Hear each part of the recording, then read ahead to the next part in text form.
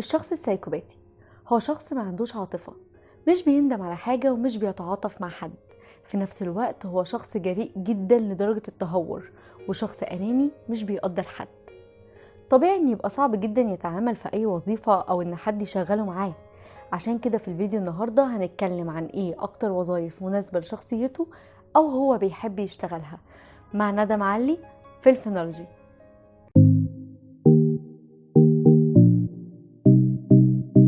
أول وظيفة مناسبة جدا للشخص السايكوباتي إنه يكون موظف مدني.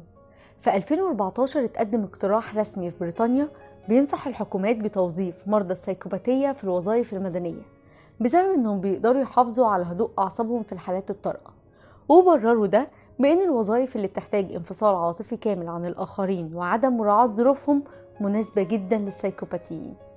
الوظيفة التانية المناسبة ليه إنه يكون طباخ. الشخص السايكوباتي بيحب يحس إن هو اللي مسيطر ومتحكم في كل حاجة، حتى لو كانت سيطرته دي على مجرد طبخة أو مطبخ واقف فيه، بس هيحب إنه يكون في مكان أو وجبة هو المسؤول عنها بالكامل ومتحكم فيها. الوظيفة التالتة إنه يكون ضابط.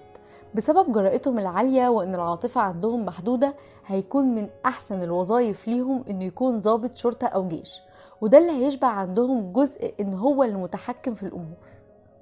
رابع وظيفة إنه يكون صحفي. من الصفات المميزة في السايكوباتي إن شخصيتهم ساحرة للناس، دايما كده بيجذبوا الانتباه. فالشخصية الساحرة مع إنسان بيركز جدا على الهدف بعيد عن العواطف، في نفس الوقت ما بيسمحوش لأي حاجة تخليهم يستسلموا حتى لو هيتعرضوا للموت. كل ده هيخلي منهم صحفيين أقوياء جدا مختلفين وبيقدموا تحقيقات وقصص غيرهم ما يقدرش يقدمها بنفس الجراءة. خامس وظيفة مناسبة ليهم إن يكون جراح. ده برضو بسبب تركيزهم على الهدف وإن العاطفة عندهم محدودة، فده بيخلي تركيزهم أعلى بكتير في العمليات الجراحية الخطيرة، جنب طبعا إنهم بيحاربوا إنهم يعملوا أي حاجة والعملية دي تنجح عشان يثبتوا قد إيه هم شاطرين.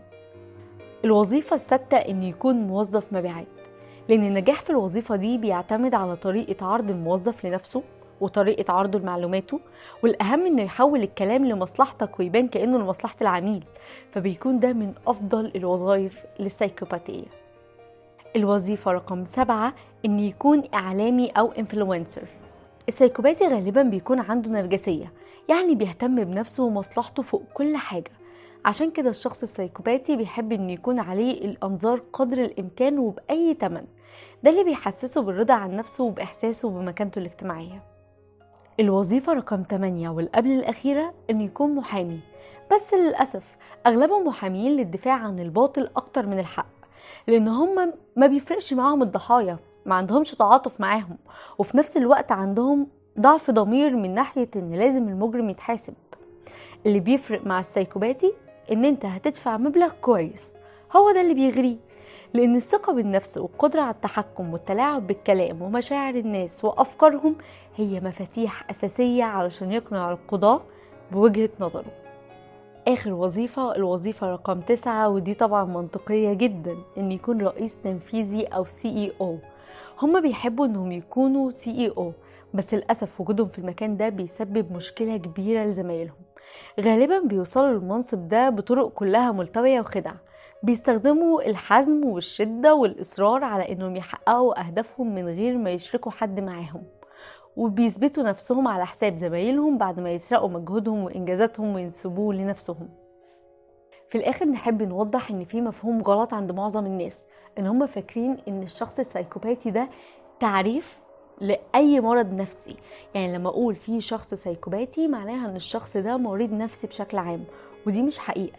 السايكوباتية نوع من أنواع المرض النفسي، وفي الوظائف اللي اتكلمنا عنها أظن إن كده بقى واضح جدا سمات شخصيتهم عاملة إزاي.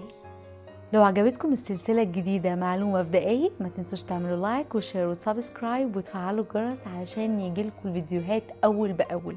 ولو عندكم أي أفكار، أي معلومة عايزين تعرفوها عن أي حاجة ليها علاقة بعلم النفس أو بالفن، ياريت تسيبولنا كومنت وهنكلمكم عنها في الفيديو اللي جاي.